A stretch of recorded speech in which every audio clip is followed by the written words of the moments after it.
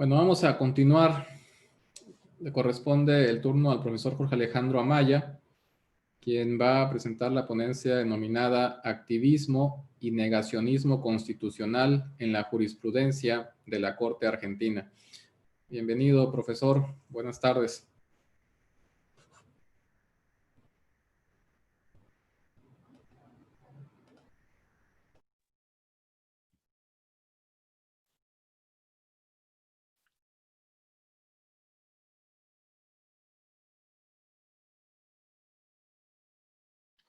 Hola, buenas tardes. ¿Me escuchas bien, Manuel? Adelante, doctor. Perfecto. Bueno, buenas tardes para todos. Muchísimas gracias, Manuel Corrado de Paz, por la invitación para participar de este excelente congreso que has organizado en homenaje tan merecido al profesor Romboli. El profesor Romboli, que ha compartido justamente la Universidad de Pisa con un gran maestro, un gran jurista del derecho constitucional como fue Alessandro Pizzaruso, quien en lo personal me marcó mucho a través de una obra muy breve pero muy profunda que se llamó Mayoranza e Minoranza, y que a mi criterio es una de las mejores obras sobre mayorías y minorías, y justamente las dudas que plantea en torno a la protección y la garantía de las minorías hoy en el marco democrático. Pero bueno, muchas gracias por esta invitación, reitero, y mi homenaje también al profesor Romboli. Yo elegí un tema para conversar que he denominado activismo y negacionismo en la jurisprudencia de la Corte Suprema de Justicia, y se refiere lógicamente al rol institucional que cumple la Corte Suprema de Justicia de la Nación Argentina y cómo ha entendido ese rol institucional a lo largo de su jurisprudencia y principalmente en los últimos 100 años. Todos sabemos que en la doctrina constitucional los roles institucionales originarios de los dos grandes modelos de control de constitucionalidad, el modelo de la judicial review o judicial difuso y el modelo concentrado de tribunal constitucional, nacieron de alguna manera originalmente diferentes. Uno podría decir que la identidad constitucional del modelo de la judicial review es una identidad propiamente contramayoritaria, de control de las mayorías democráticas, en protección justamente de las minorías. Basta leer algunos de los tantos ensayos del Federalista para advertir que tanto Hamilton como Madison tenían una visión facciosa de la democracia, y por lo tanto la preocupación en el control era justamente tratar de preservar los derechos minoritarios frente a las facciones mayoritarias. Y uno podría decir que en el pensamiento justamente de Kelsen y de la diseño institucional del Tribunal Constitucional originalmente, era más un garante del proceso, de las reglas del proceso democrático, que la preocupación por la protección justamente de los derechos. Estaba más vinculado su misión institucional a la garantía de las reglas del proceso democrático que justamente a la participación en la reglamentación de los derechos, cuestión que estaba lógicamente reservada al legislador positivo. Lo cierto es que el rol institucional de la Corte Suprema Argentina, recordemos que el sistema judicial difuso que tiene la Argentina es al estilo norteamericano, de toda América, Argentina es el que sostiene el modelo más similar, más parecido al modelo de origen, el modelo norteamericano, nacido popularmente en Marbury versus Madison en 1803, pero con muchos precedentes anteriores, tanto de las cortes estaduales como precedentes políticos, ideológicos, históricos, etc. Lo cierto es que este rol político, de alguna manera, que desempeña el tribunal, este rol institucional o también llamado rol político que desarrolla el tribunal, lo ha hecho en una clasificación que a mi criterio he denominado activismo constitucional y negacionismo constitucional. Lógicamente, cuando hablo de activismo constitucional me estoy refiriendo principalmente a la creatividad o a la creación de derechos justamente por parte de la jurisprudencia del tribunal, es decir, una actitud protagonista del tribunal. Cuando yo me refiero al negacionismo constitucional, me voy a referir a una actitud del tribunal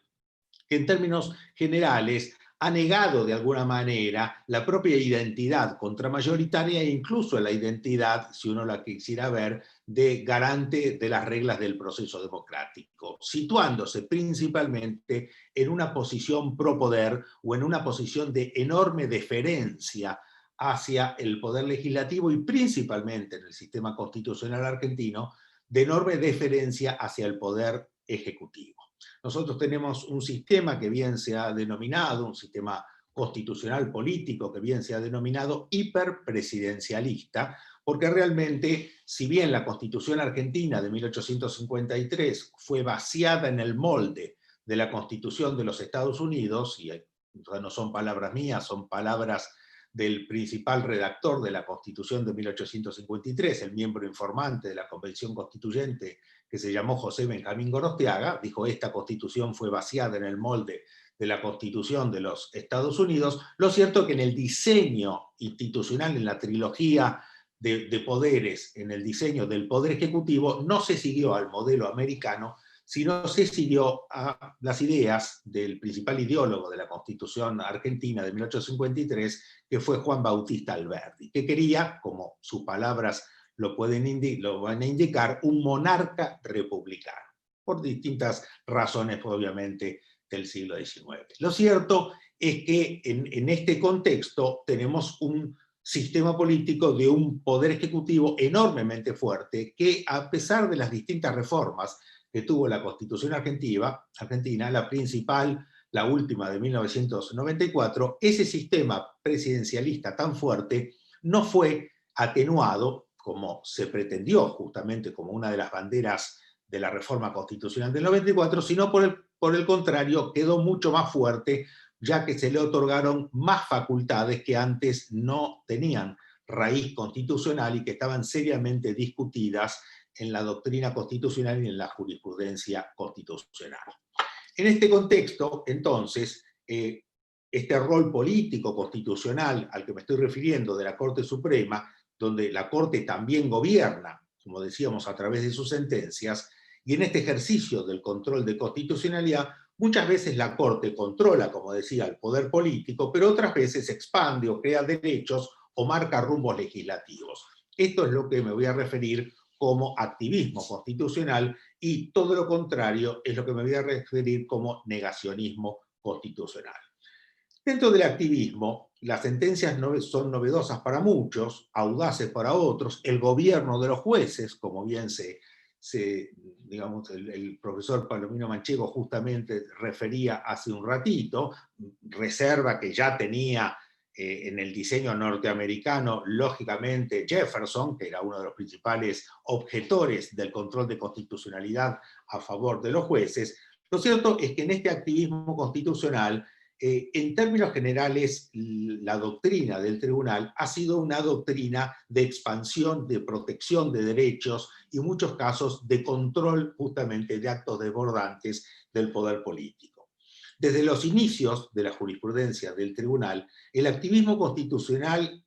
como entendido, como decía, como un rol protagónico, estuvo presente en los primeros fallos jurisprudenciales de la Corte Argentina. La Corte Argentina se conforma en el año 1863 y ya en los primeros fallos, en el año 1887 y 1888, tiene dos fallos paradigmáticos llamados Sojo y el Lord Tondo, a través de los cuales adopta jurisprudencialmente, a similitud de Marbury versus Madison de 1803 de la Corte Americana, el control judicial de constitucionalidad de los demás actos de los poderes del Estado.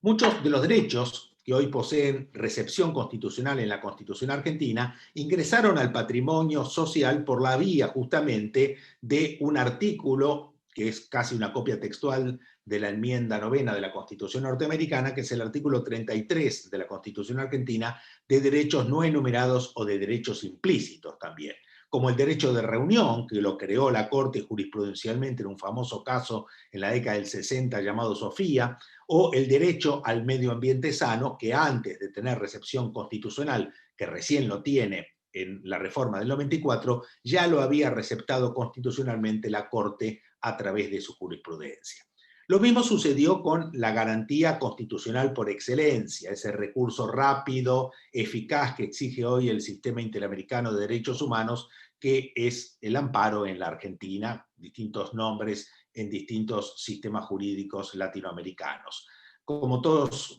sabemos, muchos sabemos en la Argentina, esto no tuvo creación legislativa ni tuvo creación tampoco constitucional. El amparo en la Argentina nace por creación jurisprudencial de un activismo positivo de la Corte Suprema en los casos Siri y Cot, en los casos de 1957 y de 1958. El activismo constitucional de la Corte también marcó muchos rumbos legislativos, justamente en cumplimiento de un esquema de división de poderes separados, pero al mismo tiempo coordinados. Cuando, por ejemplo,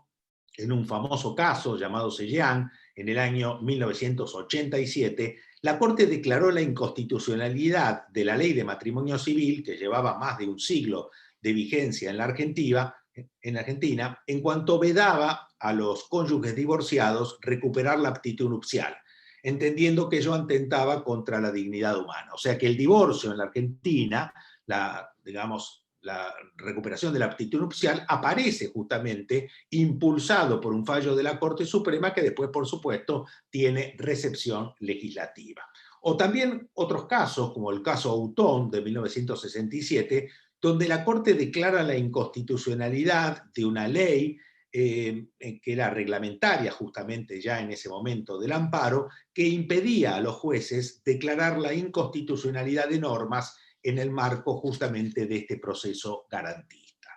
O cuando en el caso Basterrica, por ejemplo, del año 1986, entendió que el derecho a la intimidad,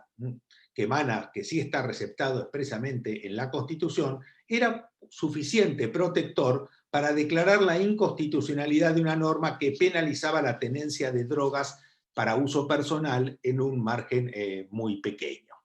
La Corte tuvo muchos fallos activistas que de alguna manera, como digo, establecieron derechos, crearon derechos, receptaron derechos antes de la legislación, impulsaron a la legislación a, digamos, crear y receptar nuevos derechos. Por ejemplo, el caso Portillo, en el año 1989, donde una persona convocada a prestar el servicio militar obligatorio había planteado una objeción de conciencia, justamente, lo cual no estaba contemplada en el texto constitucional, pero la Corte la hizo derivar de la libertad de culto, por supuesto, y de la libertad de pensamiento. También una secuencia de fallos,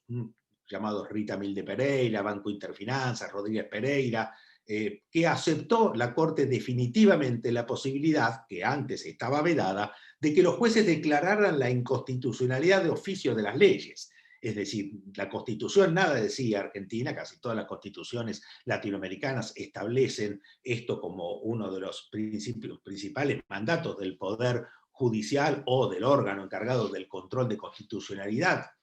a los efectos de garantizar el principio de supremacía constitucional, pero la Constitución argentina en este sentido nada decía, y la Corte, de alguna manera, crea esta posibilidad rompiendo con una doctrina que tenía y que tenía más de 100 años que impedía que los jueces declararan la inconstitucionalidad de oficio.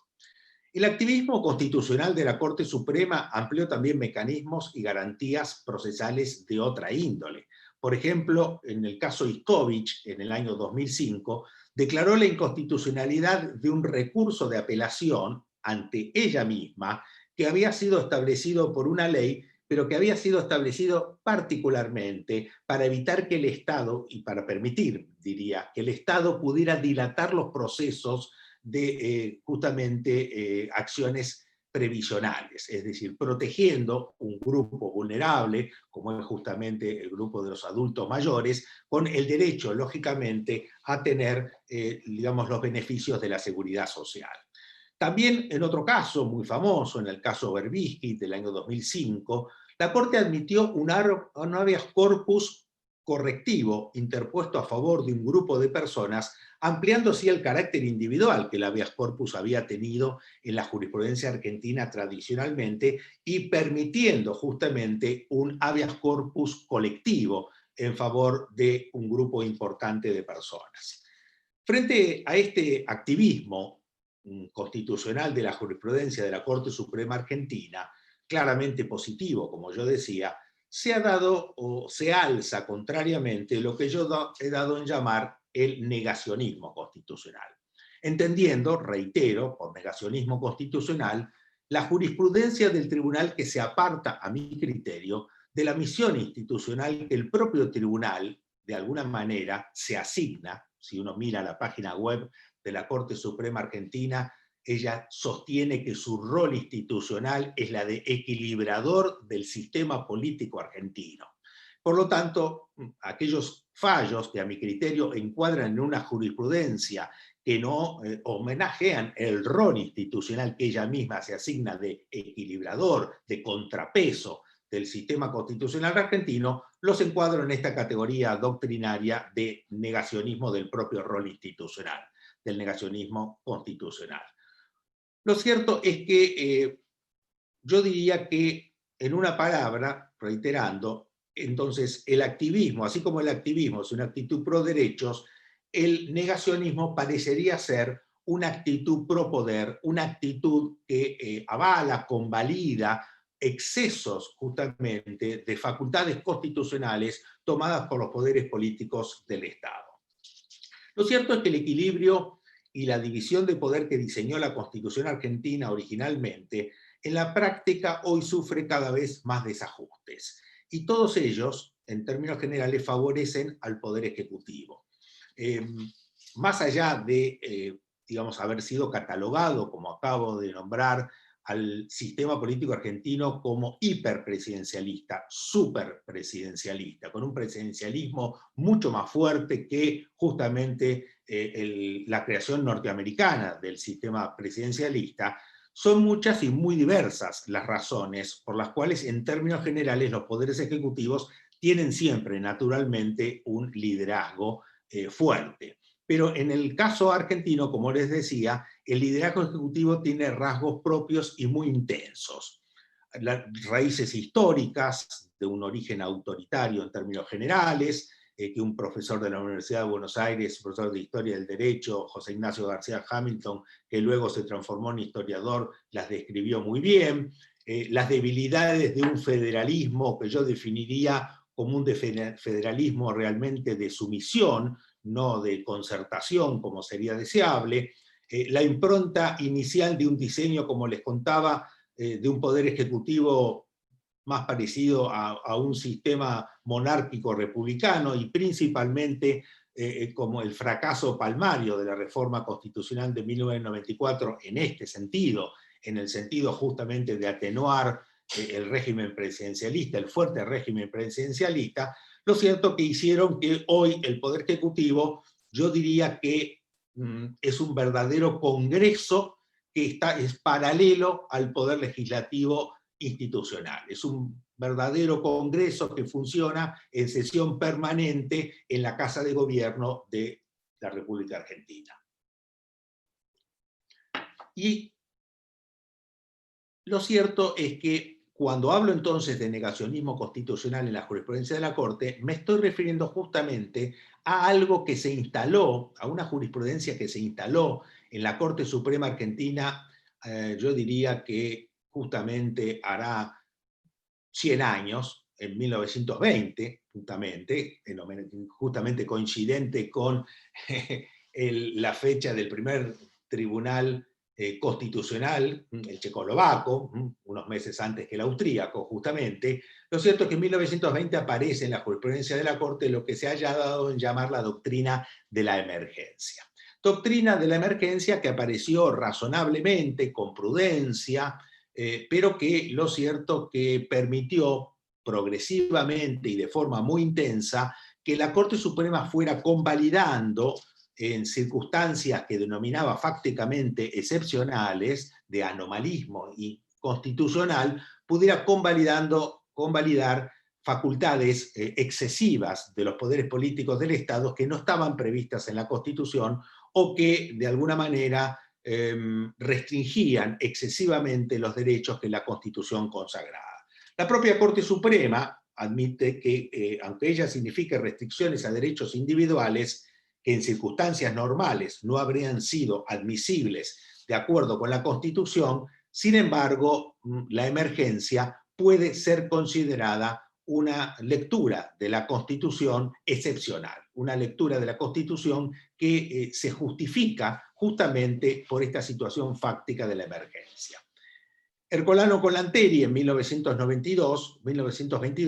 fue uno de los primeros casos prudentes donde la Corte comenzó a desarrollar esta doctrina de la emergencia, que luego, 10 años después, fue agregando en otro caso que se llamó Abico, y luego fue prácticamente desarrollando con una intensidad enorme a partir de la década del 60 del siglo pasado. En un caso, yo diría, ominoso de la jurisprudencia de la Corte, el caso Cine Callao de 1960, la Corte, fíjense, convalida una ley que obligaba a propietarios de los cines, de las salas cinematográficas, a contratar actores que hicieran números en vivo durante los intervalos entre las películas, con fundamento justamente en la desocupación en ese momento de los actores de variedades, justificando así una enorme restricción al derecho de propiedad, lógicamente, y al derecho de libertad de contratación.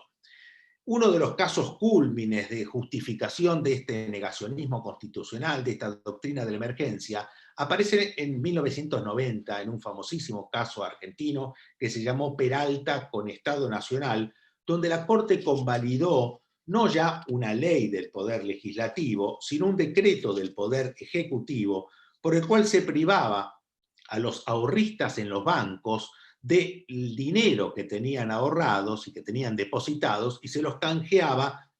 por bonos de la deuda pública argentina a largo plazo. Estos bonos, al momento en que eran entregados, cotizaban en el mercado a la mitad del valor de los ahorros que los ahorristas justamente tenían depositado en los bancos. La excusa en ese momento fue detener un proceso inflacionario que recurrentemente tiene la Argentina desde hace muchísimos años y estabilizar el valor de la moneda. Lo cierto es que el Estado argentino, la Corte, convalidó que el Poder Ejecutivo echara mano del 50% de los ahorros de todos los argentinos que estaban depositados en los bancos.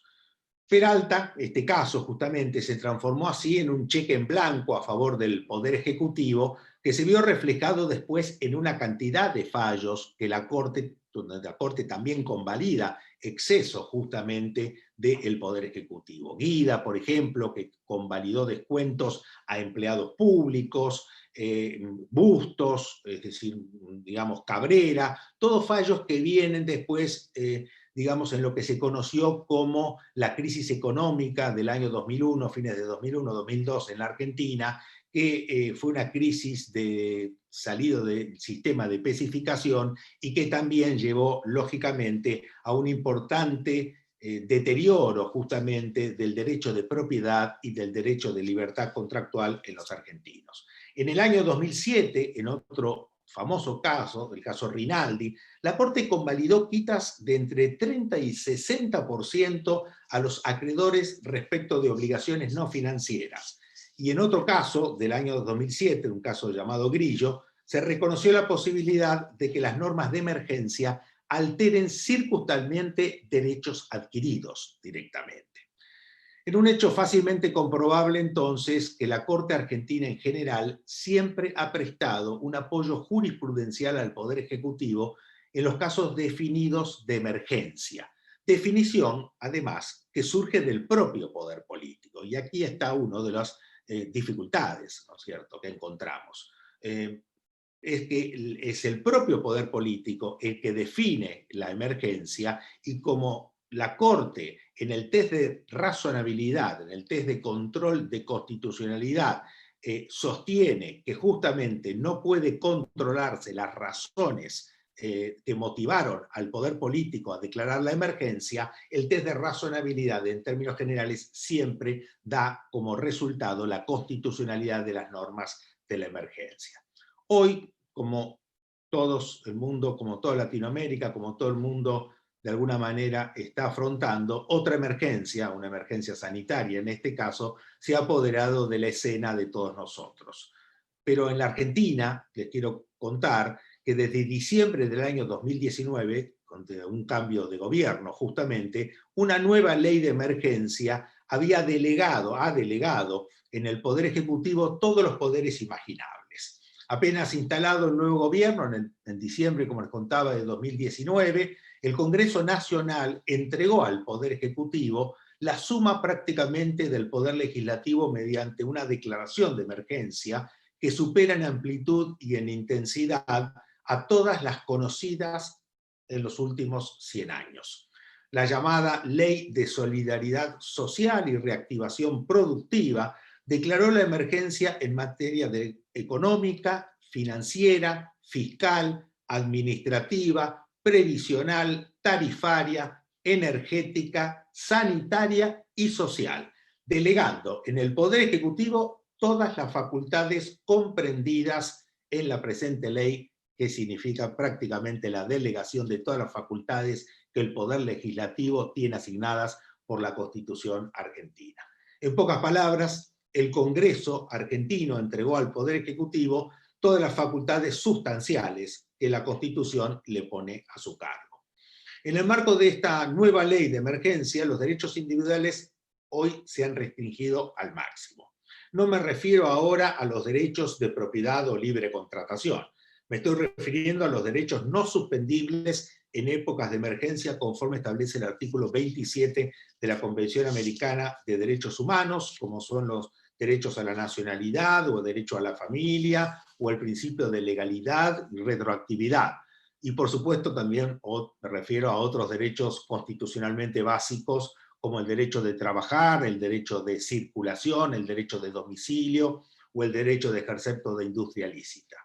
El Poder Ejecutivo, a través de decretos de necesidad y urgencia, tipifica figuras penales en violación a la propia Constitución, que establece en su artículo 99, inciso tercero, justamente que no puede el Poder Ejecutivo dictar decretos de necesidad y urgencia vinculados con cuestiones penales. Todos los derechos civiles que están consagrados en el artículo 14 de la Constitución argentina están al arbitrio en este momento prácticamente de un solo poder, ya que el Congreso está funcionando de manera virtual y de una manera bastante irregular, y esto recién lo ha hecho desde hace 2 meses. Nosotros llevamos un aislamiento superior a 6 meses en este momento, y recién el poder,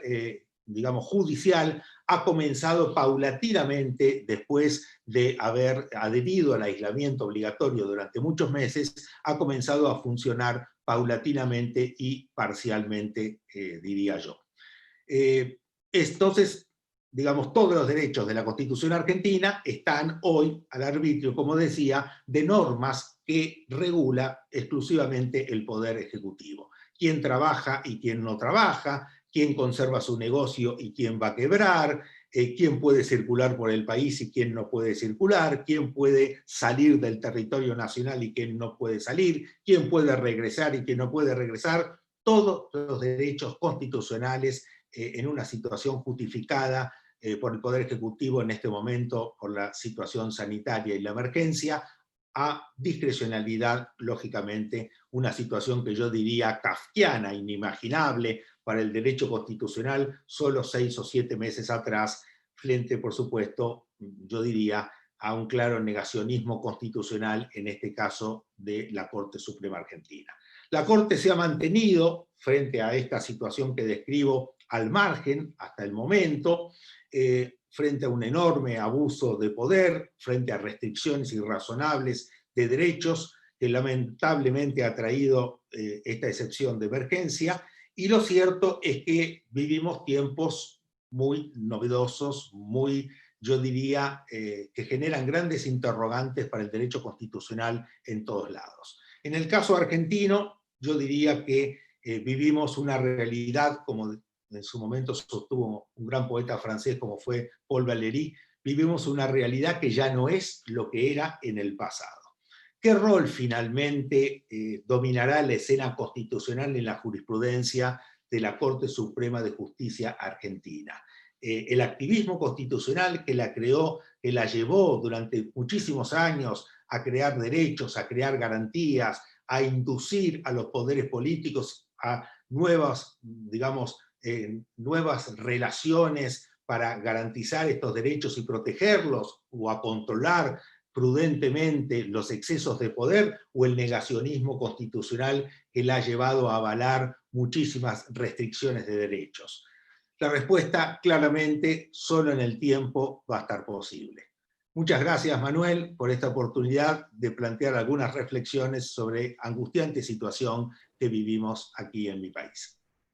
Muchas gracias a usted, profesor, por acompañarnos, por compartir durante esos minutos con nosotros y, por supuesto, en el marco de este congreso en homenaje al profesor Roberto Romboli. Un fuerte abrazo hasta Argentina. Muchas gracias, un abrazo.